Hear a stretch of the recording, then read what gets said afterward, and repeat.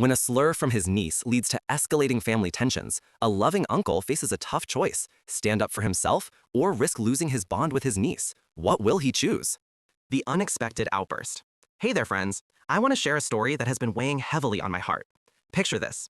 I'm a 29-year-old guy married to my amazing wife, and we have two adorable kids, ages 5 and 3. My wife works a full-time office job while I enjoy the flexibility of working from home. Life was pretty good, especially since my sister, Barb, and her husband Nick live nearby with their sweet little girl, Tracy. We decided that since I have flexible hours, I'd drop off and pick up Tracy from daycare along with my own kids. It seemed like a win-win situation. Little did I know that this arrangement would take a turn for the worse. Tracy is a good kid, usually well-behaved, and I thought of myself as her cool uncle. But one day, as I was fixing snacks for the kids, I heard yelling coming from the living room. I rushed in, only to find my son arguing with Tracy about whether or not I was a girl. To my shock, Tracy yelled back, calling me a slur that I won't repeat. I felt my heart drop. I couldn't believe what I was hearing. I quickly turned off the TV and sat her down to explain why such words were hurtful and unacceptable. As I talked to her, trying to make sense of it all, I learned that this slur had been used by her dad, Nick, in front of her, reinforcing ideas that men shouldn't be doing childcare and that housework is a woman's job. I was stunned. I felt the weight of that moment, not just because of the words, but because it reflected a deeper issue in my family dynamics. I decided I needed to talk to Barb about this, but first I wanted to clear my head and discuss it with my wife. I didn't want to create a scene, but I also knew this needed to be addressed. After a chat with my wife, who was equally upset, I called Barb, fully expecting her to see where I was coming from. But when I explained the situation, she dismissed my feelings, saying it was just a word. I felt my blood boil. How could she be so casual about something that hurt me so deeply? I ended the call feeling disrespected and angry. I thought, how could this be happening in my family? I needed to stand my ground. But what would that mean for Tracy? Would I really cut ties over this? As the weekend went by, I felt a storm brewing. I didn't pick up Tracy from daycare, even though I knew it would hurt her. I was caught between wanting to teach my sister a lesson and not wanting to hurt an innocent child. I was left wondering what my next move should be. Could I really just walk away? Part 2. The family fallout.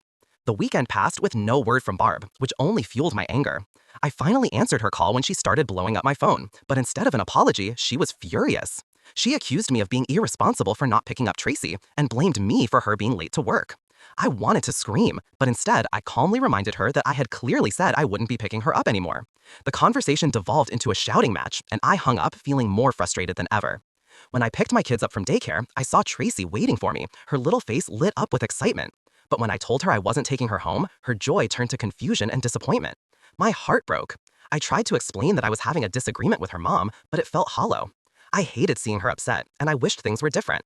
Later, my mom called, asking why I was being mean to Barb. I explained everything, expecting her to be on my side, but she dismissed my feelings too. This was not how I imagined my family would react.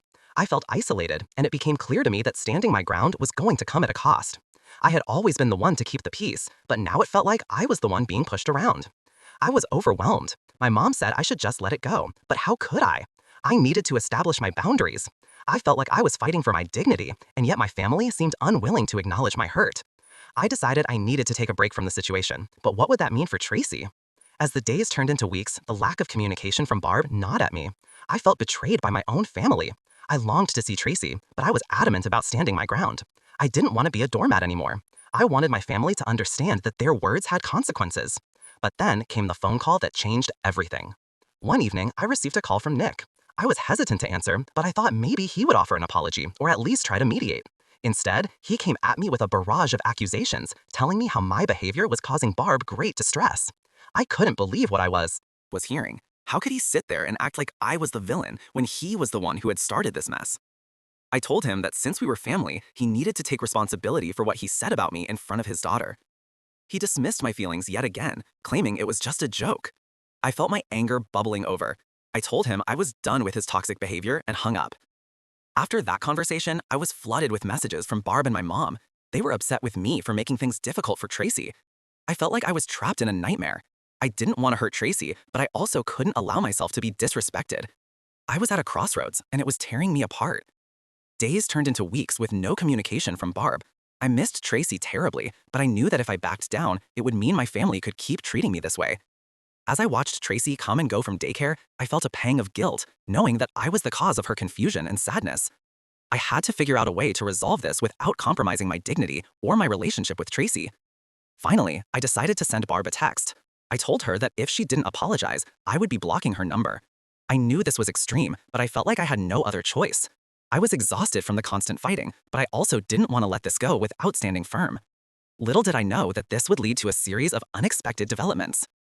Part 4. The Family Intervention. A few days later, I received a call from my mom again, but this time she was distraught. She was struggling to pick up Tracy due to her own health issues, and I could hear the exhaustion in her voice. I felt torn between wanting to support my mom and staying firm in my stance against Barb and Nick. I didn't want my mom to suffer because of this conflict, but I also didn't want to undermine my own principles. After some back and forth, I finally agreed to speak with my mom. I wanted to make it clear that I loved her and Tracy, but I needed to stand my ground regarding how I was treated. I explained how Nick's words affected me and that I couldn't just overlook it. My mom listened, and after a long conversation, she finally understood my perspective. It was a breakthrough moment, and I felt a sense of relief wash over me. Later that week, I decided it was time to reach out to Barb again. I texted her, asking for a conversation.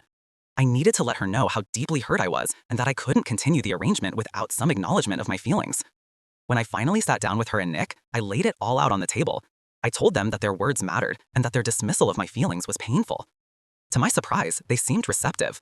While it wasn't the heartfelt apology I had hoped for, it was a start. I made it clear that I wouldn't be dropping Tracy off in the mornings until I felt respected again. It was a tough conversation, but I felt empowered for finally standing up for myself. However, the tension didn't just disappear. I could feel the air crackling with unspoken words. I wanted to address the underlying issues in Barb and Nick's relationship, but I knew that would take more time. I had to tread carefully, as I didn't want to push her away. The dynamics were shifting, but I had to be patient and let things unfold naturally. Part 5. Finding a balance. As weeks passed, the atmosphere within our family remained tense, but I tried to focus on the positives. I had committed to not taking Tracy to daycare anymore, and I was slowly adjusting to the new normal. I missed her dearly, but I realized that I needed to prioritize my mental health and the respect I deserved. Barb reached out occasionally, but it was mostly surface-level conversations. I sensed she was trying to navigate the tension with Nick while also keeping the peace with me. I wished I could just go back to the way things were, but I knew that wouldn't happen unless we addressed the core issues. Meanwhile, I started to spend quality time with my own kids, focusing on creating a positive environment for them, and I cherished every moment. We began reading together and indulging in silly games, which brought joy back into our home. I made it a point to keep the lines of communication open with Tracy whenever I could, ensuring she knew how much I loved her. However, the underlying tension with Barb and Nick was still present. I wanted to help my sister see the reality of her situation, but I also didn't want to alienate her further. I started gently steering our conversations towards her life and how she felt about Nick. I asked questions that prompted her to reflect on her relationship without directly accusing anyone. My hope was to guide her towards recognizing the patterns of behavior that weren't healthy. I felt like I was walking a tightrope, balancing my desire to support her while also standing firm in my self-respect. But something had to give. I realized I needed to address the situation with Barb more directly soon. I couldn't keep waiting for things to improve on their own. Part 6. A New Beginning. Finally, after some soul-searching, I decided to reach out to Barb again. I wanted to have an honest conversation about her relationship with Nick and how it affected our family dynamics. I texted her, asking if we could meet for coffee.